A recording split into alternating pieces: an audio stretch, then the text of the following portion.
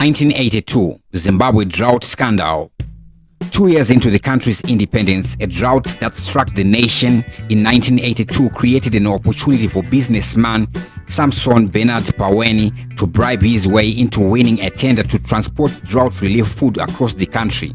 An estimated $6 million was lost to Paweni because of the underhand deal, which involved top government officials who were not even prosecuted. Paweni was jailed for 15 years and had the term reduced to 10 years after an appeal. 1987, Zisco Steel Blast Furnace Scandal. Zisco Steel's blast furnace scandal involved gross abuse of resources by government officials and company executives. Those implicated were Gabriel Masanga, David Muringari, Samuel Mumbengegwi, Joyce Mujuru, Olivia Mchena, Stembi Sonyoni, Stan Mudenge, Gibson Munyoro, George Mulilo, and Tirivanu Mudari. These individuals were implicated for abuse of resources through claiming large allowances from the company after traveling on business that had nothing to do with Zisco. Other dubious contracts included the bills that were rigged, taking cash for private use, abuse of credit cards for hotel bookings and entertainment allowances. In the same year, 1987, we have the Zimbabwe Fokker plane scandal, which involved 100 million. 1988, the Willowgate scandal.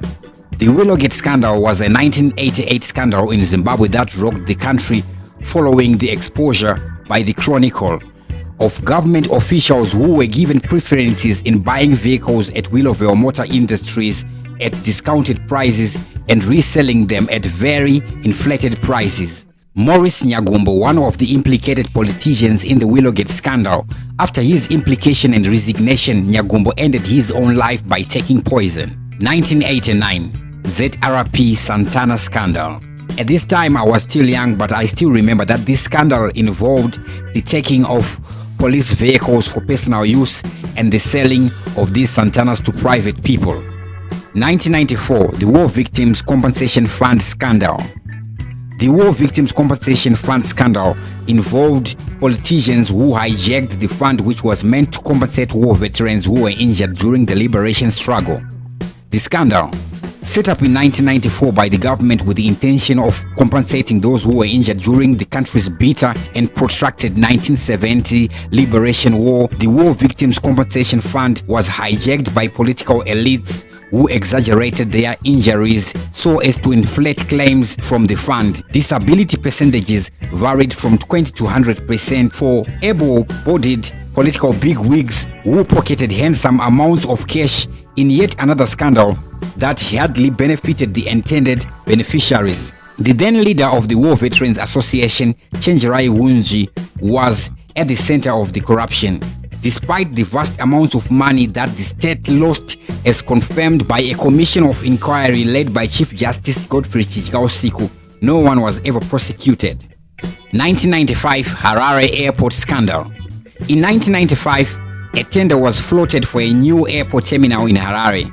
Air Harbor Technologies, a company that had been rated number 4 by the state's tender board, was awarded the tender, but not by the tender board but by cabinet. Hani Yamani, a Saudi Arabian national, was to later complain bitterly to President Robert Mugabe after being asked to pay excessive kickbacks.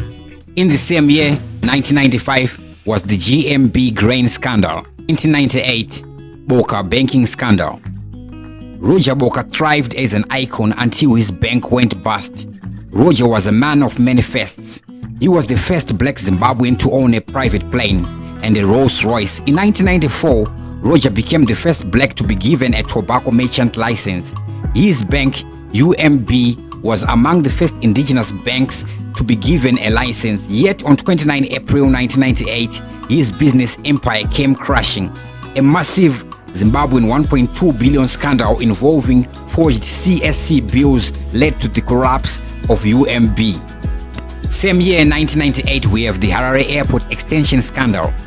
A 5 billion tender of renovations for the Harare International Airport was awarded to the Air Harbor Technologies AHT instead of a world-class airport construction company, Airport de Paris AHT. This company was owned by political figures and ministers.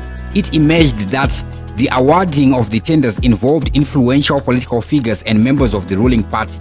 This became an example of those how with decision-making powers manipulate the public procurement system to benefit themselves, their friends, and families. Again, 1998, the same year, would see other scandals like the Zesa YTL Soltran scandal, the Telecel scandal, and the Harare City Council refused tender scandal. 1999 was another year full of scandals. We had the Noxim scandal, housing loan scandal, DRC timber and diamond unreported scandals, GMB scandal, Ministry of Water and Rural Development Chinese tender scandal, and the VIP land grab scandal. 2009 National Railways of Zimbabwe NRZ looting scandal. The NRZ looting scandal implicated retired Air Commodore Michael Karakadzai, who was the general manager. He was accused of looting more than $1 million together with top executives while workers went several months without pay. 2010, the NRZ inflating prices scandal. The inflating prices scandal implicated NRZ Finance Director Patrick Bondai and former police commander Frank Musutu. NRZ senior manager for the security operations were accused of looting £10 million at NRZ through inflating prices. 2008 to 2014 Airport Road scandal. 2009 Zupco bribery scandal. The Zimbabwe United Passenger Company Zupco bribery scandal in 2018 involved, among other co-accused, Charles Nerera, the chairman of the Zimbabwe United Passenger Company Zupco. He was charged with soliciting for bribes from South African firm Gift Investments worth US $85,000. 2013 ZBC overpricing scandal. ZBC overpricing scandal involved senior officials at the broadcaster. Allegations are that in 2013 former ZBC CEO Hapison Mchechitere connived with officials from a Chinese firm and inflated the figure and fabricated receipts when he bought an outside broadcasting van. It was alleged that he shared the balance with the firm's officials. He misrepresented that the van was purchased for more than $1 million and yet it costed $100,000. 2014 Air Zimbabwe insurance scam.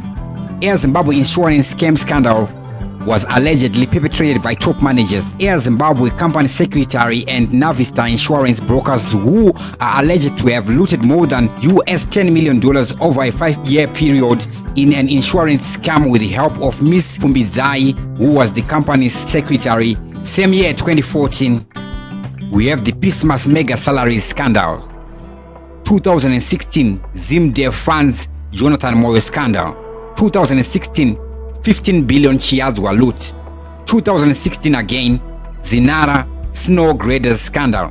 2018 Zesa scam involving Samuel Undenge's criminal abuse of office. 2020 COVID-19 scandal involving Drugs International LLC. Efforts to fight corruption in Zimbabwe. In 2014, the late former President Robert Mugabe introduced the Zimbabwe Anti-Corruption Commission (ZAC), an organization meant to deal with the corrupt elements in the country.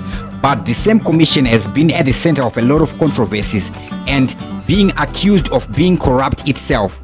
ZAC was up in arms with its own commissioners who accused their employer of causing the disappearances of over 5 million, which was meant to benefit its employees in terms of salaries, allowances, and other packages. Rather, the anti-graft body went further to engage top lawyers to defend itself in the courts of law using substantial amount of money which could have benefited its operations in fighting corruption in the country.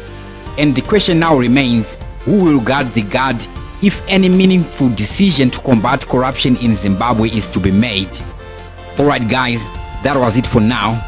Dr. Clarence is the name, TV7 live on Gambakwe Media. As always, thank you for watching and I'm out.